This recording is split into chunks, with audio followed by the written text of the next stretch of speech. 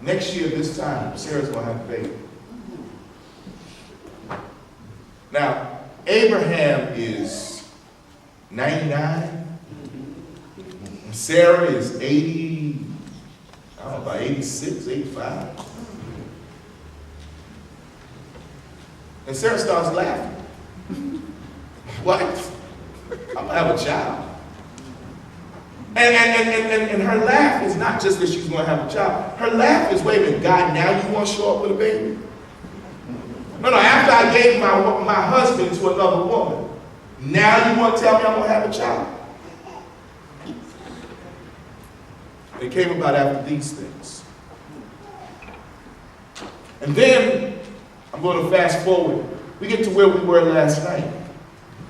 Isaac's been born, Isaac's been weaned, and now it comes time to put Ishmael and his mother out. We talked about that last night. They were having some baby mama drama in the house. And Ishmael, now here's where I need you to follow me real close on this. Stay with me. Watch this. It's one thing to have to give up that which was a product of your unfaithfulness.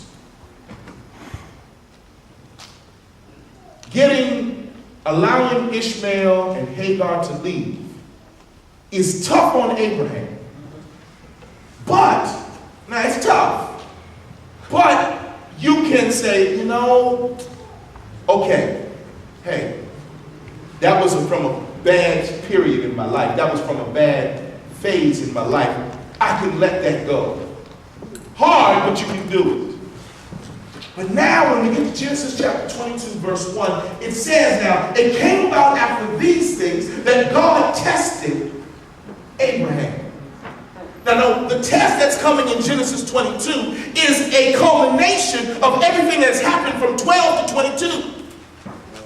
Don't miss this. If Abraham does not have these other experiences, he cannot pass the test in Genesis 22. He needs to know that God will bless you even when you're wrong. Let me get to the text. Genesis 22. Watch this. Now it came about after these things that God tested Abraham and said to Abraham, and he said, here I am. He said, now take now your son, your only son, whom you love, Isaac. Now wait a minute, watch this. It's a lot of drama in this passage. Because he's already given up Ishmael. Ishmael is gone. Now I want to mess with Isaac, God says. Woo! Oh, this is rough. And go to the land of Moriah and offer him there as a burnt offering on one of the mountains of which I will tell you. Wait a minute, no. Okay, Ishmael it's already been said, Ishmael is not the one. God said, I'll bless him, but he's not the one. Now, Isaac is the one. And God says, go kill him. Go kill the one. Go offer him as a sacrifice, the one. It's one thing to give up sin. But now, wait a minute, watch this. Can you give up a blessing? I missed that. Wait a minute. Here we go. If you don't get anything else out of this sermon, you got to get this right here. Watch this. The question that Abraham is being forced to deal with is, are you going to hold on to the gift or are you going to hold on to the giver? No, wait a minute. The gift is what he's wanted his entire life. Ever since he left Ur the Chaldees, the only thing he wanted was a child. And now God says, wait a minute, Abraham, which is more important to you? Me who gave you the son, or the son that I gave you?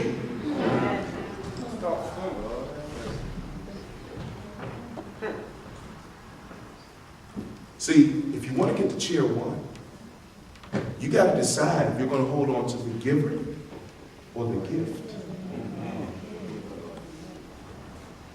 I mean, think about it. How many of us wreck our faith, our religion, our faith, over gifts? You know, mortgages due. Tithes, offerings haven't come out yet. Now, who gave you the house? And which one are you going to hold on to? How many times do we hold on to the gift and let go of the giver?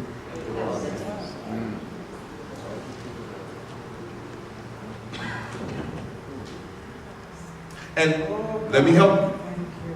Let me help you. Understand. Until you understand that God is as good as advertised,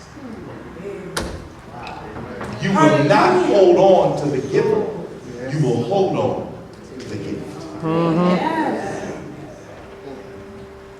Now, verse 3 is a funny verse to me.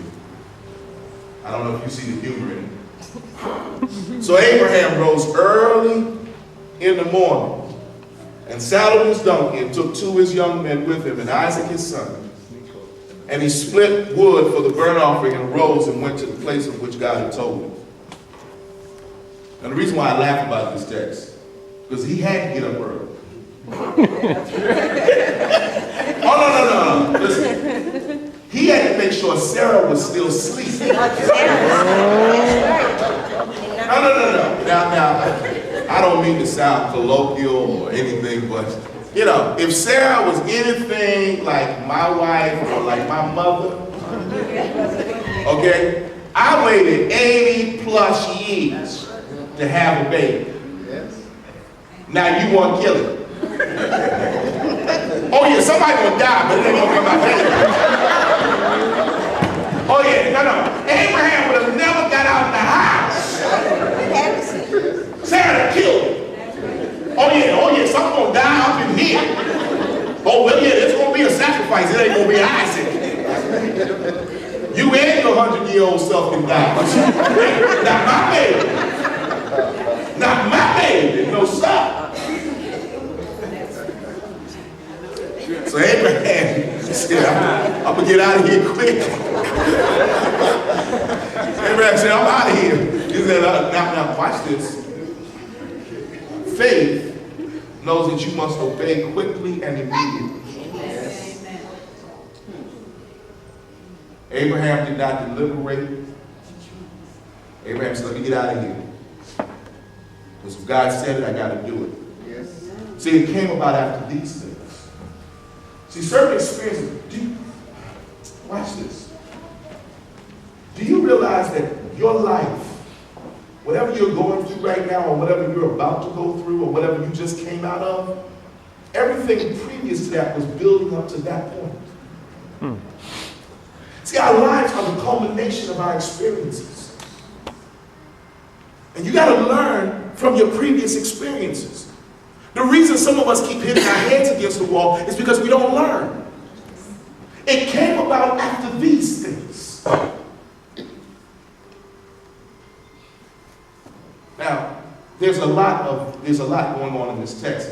I wish I had time to preach all of it. I can only preach some of it because I'm trying to get to a particular point.